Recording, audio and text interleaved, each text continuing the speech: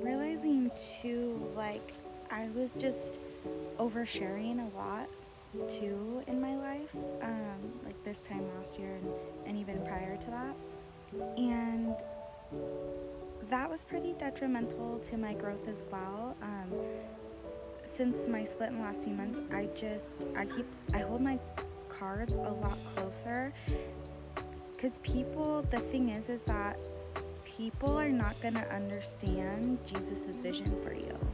People are not going to understand his purpose for you. And so when you are drowning out the noise with other people and their opinions, it can really take away and block from what you're supposed to be doing and saying, because sometimes people's opinions can make you feel behind when you're not. You're just meant to learn certain things on your own path. And I see now too, like, how each thing had to go that it had to go, how each endeavor that I went, like what I learned from it and what I took from it, and why I, even though it hurt when certain things, like in certain opportunities, didn't work out, now I see why, like, it had to work out that way. I didn't have the confidence, and it was going to destroy my confidence had I stayed in certain things. And then, like, when I did solar, I know I was super looked down upon for that. I loved that job when I was pregnant, and with all the walking and the bleeding, like, it just didn't work out. I was really upset, but I learned so much. And like, there was one of the instructors that he was so smart. I learned so much from him about, like, human behavior, and it really helped a lot on, like, how to observe people, and not in a manipulative way. It's helped me observe, like, instead of seeing people's projections, now I can feel and see, like, the undertone and the pain instead of the facade and the mask, because we all do it, right? And it's really helped me with that. And, like, had I not have learned certain things from there, it wouldn't have helped me with able to be observant in the way that I am now with people. And so it's knowing, like, and two, like, I know I was looked kind of down upon when I did. So after I was off bed rest for 8 months, the first job that I did when I got cleared to work was, and I was trying to go back to school too at that time, but the first job that I did was caregiving after. And my neurologist and my dad were like, "What are you doing? Like, you're literally killing yourself." But I didn't listen, and I was really glad that I didn't, because that was their word. And the thing is after my TBI, um I had lost all my short term, uh and, like, I was not supposed to get it back. I worked really, really, really hard, and I should say he worked really hard with me too. My neurologist worked really hard with me, like 3 times a week for months. And but caregiving really helped me with my memory. They even called me Dory.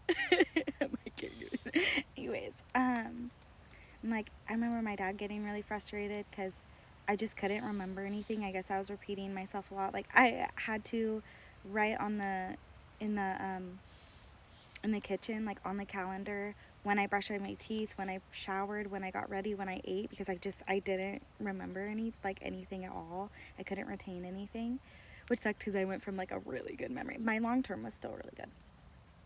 But caregiving, like, having to remember 200 plus names with 200 plus, like, numbers as well to go with the names, and there was a lot of memory that I had to do in caregiving, and it really, really, really actually helped me with my growth and my brain development a lot.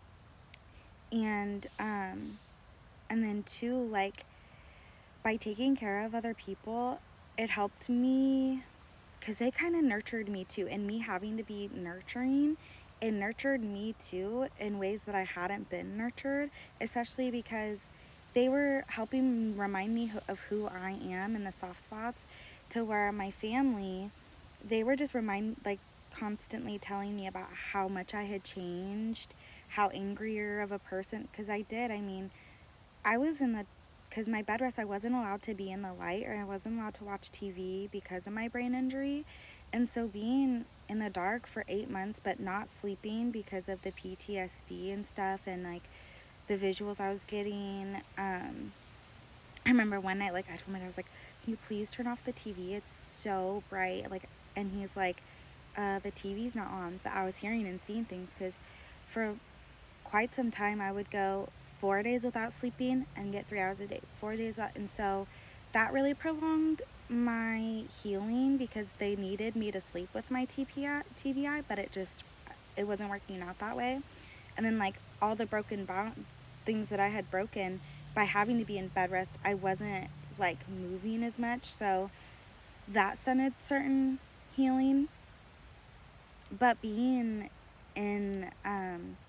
being in the dark for so long, like I remember finally one night I really wanted to go out with my friends, and my dad was like, no, like you can't. And I got so angry because I wasn't myself. Like, I was not myself at that time. I was really, I know now, like, I should have been more grateful for being alive, but I wasn't grateful at that time. I wasn't very grateful at that time. And so and he wouldn't let me out, like, I felt the aggression. Like, I just wasn't myself. And I punched, he had like this door with windows, and I punched one of them out. I was so pissed. I was like, so over being on bed rest. I was like, why can't I just go out with like, I just want one night. And he probably had PTSD from, yeah, one night, I'm sure, because before my accident, a week before, I had been on bed rest that whole week, because I had fallen like 50 to 70 feet off a cliff when I went hiking. And my first day off of bed rest, from that, I went to a graduation party with friends, and like, just being out the one day, I ended up on bed rest for 8 months because of the car accident. So he probably had PTSD from that. Anyways, but instead of like reminding me who I was and reminding me, like, instead they just kept reminding me of who I wasn't anymore. And that just I felt even more boxed in, and even like, it just really made me feel even separated from myself, and it just kind of made me feel worse. So when I was nurturing and helping other people, as much as I was taking care of them, like, they were taking care of me. They were lighting the spark back in my heart.